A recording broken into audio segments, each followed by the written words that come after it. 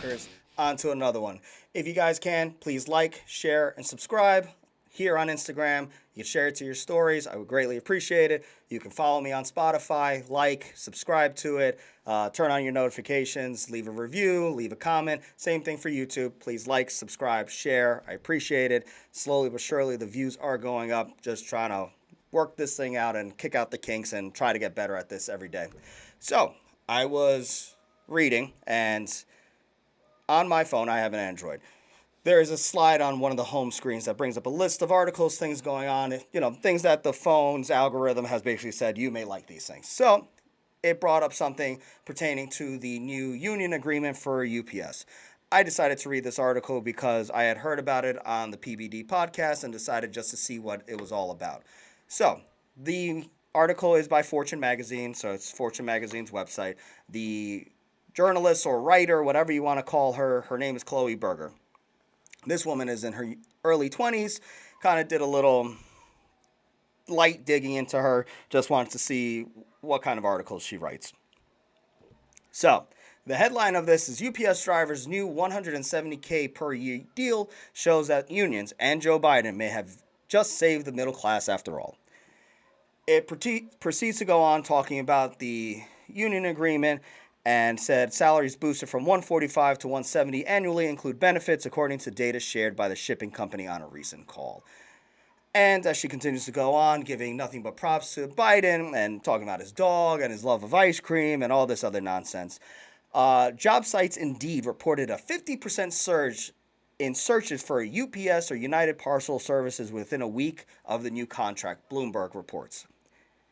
Continues to go on, talking, basically going the Biden economics, an opposition to the former President Trump, but also the Republican hero Ronald Reagan, the one-time union leader during the last Hollywood dual strike, who decades later slashed taxes for the wealthy as part of what is known as a trickle-down economics.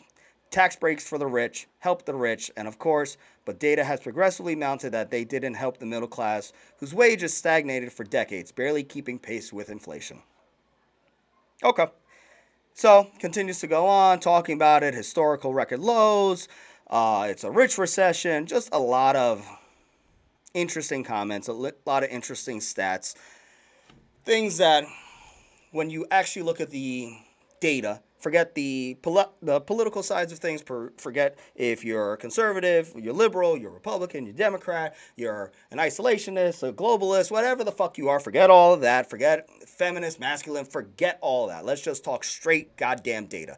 When you're looking at the data across the entire board, when you're looking at the data that's coming out across Bloomberg, the New York Times, all jobs reports, the economical reports, studies on the jobs reports, and right now, as of July, the economy added 187,000 jobs, roughly the same as June, down from where May was, down from where April was, down from where March was, down from where February was, and a dramatic plunge from where we were in January.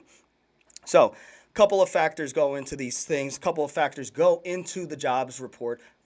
One of the big factors that goes into it, it does not report people who have stopped looking for jobs, people who have fallen off the system, people who are now on welfare, people who have completely removed themselves from the job market. And the big problem with this is the jobs report also will not talk about jobs that were lost, say during COVID, and then those positions were refilled, or those jobs were put on furlough, or those jobs were eliminated for the time, or because of supply chains and all these other things. It does not talk about job replacement. It just talks about new jobs. And a job that had been a position previously, say you were a waiter previously, restaurant closed, somehow was able to get the funds to restart, and that owner loved you so much, so he brought you on back. You going back to your job is considered a new job for the jobs market. That does not actually mean it is a brand new job. It is just filling in a place that had been there previously. So, that being said, going back to the point of the $170,000 position for UPS, I am all for people making money. I am a capitalist to the fucking core. Make your bread, baby. Make your fucking bread. I'm all good for it. I want everybody to thrive, be rich, be happy, successful, feed your families, lavish your families, take care of your families. Just earn, earn, earn, earn, earn. What this young woman is not realizing, and what I think many of the people who pay attention to the economy, or what they think they're paying attention to, don't seem to understand or realize the fact that those costs will be pushed onto the consumer. Who is the consumer that uses UPS? The middle class. The middle class, for the most part, wages are stagnant. Yes. The middle class continues to try to support itself. The middle class continues to try to survive as the cost from inflation, for whatever reason, I don't want to get into that bullshit. As inflation continues to rise, as interest rates continue to rise, as the Fed continues to raise the interest rates, cost of goods, commodities, everything that we utilize as the middle class continues to rise. But our wages are stagnant. You can see reports coming out across the board on what food shopping is turning into. Food shopping, people are buying less. People are buying less healthy choices, less sustaining choices, a lot more unhealthy choices due to cost. And the middle class is getting squeezed in every direction. So now, if we are going to increase the price because that salary cap is going to be paid for by you, the consumer, we pay more. Your Amazon packages, watch Prime shipping sooner or later die because yes, Amazon is doing a lot of its shipping. It's not doing all of it though. You'll end up seeing a lot of these small market people, these little shops that are on Amazon, eBay, things like that, charging dramatically more for the shipping. And then you're going to start wondering, is it worth even buying this fucking thing? Or should I just buy it from the big box stores, the Walmarts, the Amazons, you know, not the mom and pop shop, the guy who's in his basement selling things online, whatever it may be, doing it as extra income, kind of a side hustle, if you will, for lack of a better word. This affects us. Great, wage went up. Congratulations, happy for you guys. This is great. I see this though as a longer term problem and a bigger problem in the fact that it's just another sign of increased inflation, increased costs, increased taxability, increased issues on the actual interest rates and everything like that. I'm happy for these people that they're making more money. But we're not seeing the big picture here, folks. This is a sign of a long term pain that's coming towards us. You know, we keep propping up different companies, we keep propping up the banking industry, we keep propping up all these things that all these banks that got bought out by Chase recently, all these little banks that have gone under in the last year being bought up by the larger banks. It's a consolidation. It's a consolidation of wealth. It's a consolidation of power to the big wigs, for lack of a better word. And great, these people are making more money, but that cost again is going on to you and me. And if you and I are not making more money, sooner or later, to maintain these wages, to maintain these salaries for these drivers, they're going to have to start cutting some guys. They're going to have to start cutting the guys who are okay. These are cutting the guys. He's getting a little old. He's up there. He's putting his kids through college, but he just doesn't move as fast as he used to. The days of being sympathetic towards your fellow humans and those who are in the industry and in your line of work, maybe the leeway is going to be not as good. Maybe it won't be so understanding. If they're paying you 170 grand a year and you're 5 minutes late to your delivery, well, Billy, we're going to have to let you go. You just didn't meet the quota. And they have grounds to do that. They're paying you 170,000 fucking dollars to deliver packages, which granted is a fucking hard job. I'm not downplaying that. Please don't misunderstand me. But the median income last time I checked for the United States of America of a two person family was just shy of 60 grand. You got this one driver making triple the median income. There are going to be consequences. There are going to be demands placed on these people. There will be a domino effect of these things coming down the chain, of these things coming down upon us, the consumer, upon us, those who are interested in shipping it. Your packages of $10 for a parcel, maybe they're 20 now. Maybe they're 30 now because the company is going to keep its profit margin. I fucking promise you that. Being in an industry of sales, it being in an industry that it deals with shipping of parts of maintaining profitability, they gonna get theirs. Doesn't mean they're gonna pay you. Doesn't mean they're gonna pay you the same. Doesn't mean they're gonna be understanding of things. Doesn't mean that they're gonna accept all these liabilities and leeway bullshits that, quite frankly, many of us on a day-to-day basis get away with. That extra lunch break, that longer lunch break, that I'm calling out because I need a mental health day. Fuck your mental health, because guess what, buddy? You're making the money. Get back to fucking work. I know for a fact in my industry, the fucking top producers don't give a shit about mental health days. They keep fucking grinding because of the income that we can make. That's going to be expected of these drivers. Oh, your back hurts, Sam? Sorry, Sam. Get on your fucking truck. I just, the narrow view of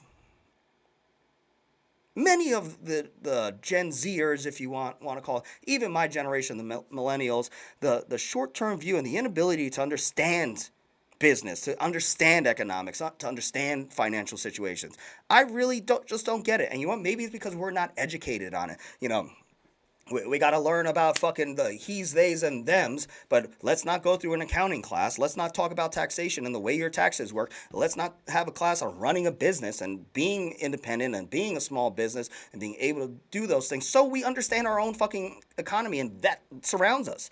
Everything that surrounds us. Your deli on the corner, the gas station, the taekwondo studio, the fucking gym, the movie theater by you, the Chinese food place, the Thai place, the pizza place. All these things are small businesses that end up increasing their costs when they are charged more. When they're charged more for shipping, your local pizza place has to get cheese, pepperoni, dough, flour, all this fucking shit delivered to them. And if the trucking company has to pay more to get their goods to make the packaging, guess who that's going on? The pizza guy. Who's the pizza guy going to fucking charge it to? Because he's still got a family to feed, still has to make a certain amount of money. So guess what? That slice of pizza from when I was a fucking kid, which was $1, I know that sounds crazy. Now it's like fucking $7. I don't even fucking know. I just swipe my card, pay for it, and move on. All I know is that family pizza night has turned from a fucking $20 a night quick thing to fucking almost $70. Because the fucking cost keeps rising. We're in a situation where the economy has not been allowed to fall. And I don't want it to. But our economy is so propped up and lifted and filled and just inflated with nonsense, so much bloat to it, that we have a cancer and we don't know what it is. We're saving everybody. We're not letting businesses crash, fail, learn, rebuild, reassemble themselves and come back better and more efficient. I'm sorry, but if you're in an abusive relationship and the abuser keeps hitting you, keeps cheating on you, keeps drinking into blackout moments, keeps verbally abusing you, but you save them every time and they go, won't do it again, sweetheart, that motherfucker's going to hit you again. That motherfucker's going to wait till you're calm, wait till the right moment, and then, pop! Calling you curses again, calling you out, hitting you, abusing you. It's just the nature of an abusive relationship. And our economy right now is an abusive relationship. We are all lazy. We don't build anything we want. We're going to end up like that fucking movie, the kids movie. I can't remember the exact one. It's all the fat guys in the hover devices, and they're all just blah, blah, blah, in hover chairs fucking eating and consuming and just moving and playing video games. We're moving towards that. The United States of America is moving towards that. But then those of us who want to be in shape, those of us who are aggressive, those of us who are masculine, those of us who prosper, those of us who are independent, we're the bad guy. We're the fucking crazy people. We're the ones who want to build up businesses, want to support our local communities, and we're the fucking bad guys. But meanwhile, you're making 170 grand, and when people start losing their fucking jobs and people start losing their home because they start getting fired because they're not maintaining the status quo that they need to be at, guess what? Biden did it though. I'm sorry, but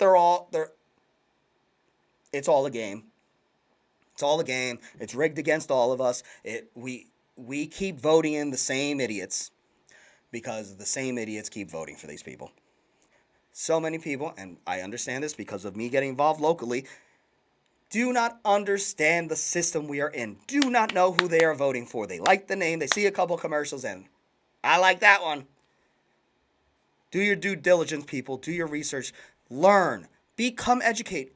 Educate your damn self.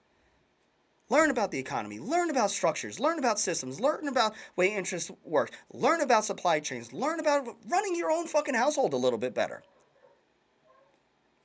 But what the fuck do I know? All right, fuckers. Thank you again. Like, share, subscribe. Thanks again. Later.